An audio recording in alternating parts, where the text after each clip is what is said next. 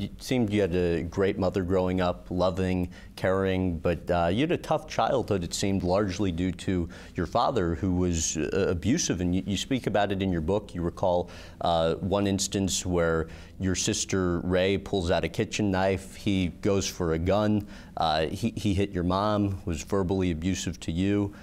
How would you describe what your father was like? It was fear. He was a bully. He was a bully, and I couldn't blame it on drinking because my dad wasn't a drinker. But he was just a bully. He used to wake up my mom in the middle of the night. He'd come home with some friends and wake her up to cook for everybody. And they started talking about 3 or 4 o'clock in the morning because he would work nights. He was a police detective.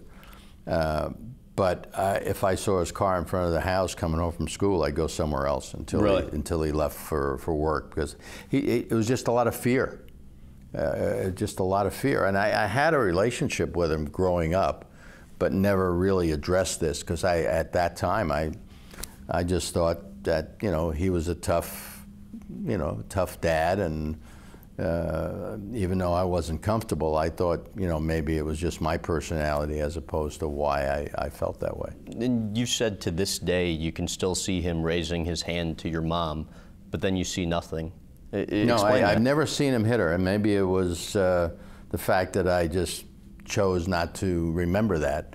But the one incident you talked about, he was mad at my mom, and my sister Ray, who's the oldest in the family, she was protecting my mom with this, you know, the kitchen knife, and that's when he went for his revolver in the drawer in the dining room. And I was sort of at this in between both of them, and I went and got the knife off my sister, and I don't know, what was I, 8 or 9 years old, and put it on the table, because, you know, it was just frightening that he was going to go for the gun and threaten my mother and my sister with the gun. And you said he never hit you, but that almost made it worse. Well, how so? This fear is a terrible emotion.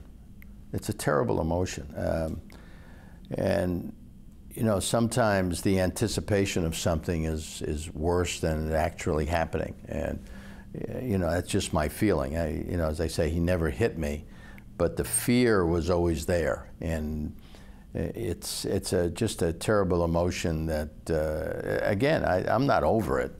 You know, it still crops up. You know, you wake up in the middle of the night, you have, you know, some fearful thoughts and stuff like that. But at least now I don't ignore it, but I understand it, which really gave me the ability to share my inner feelings.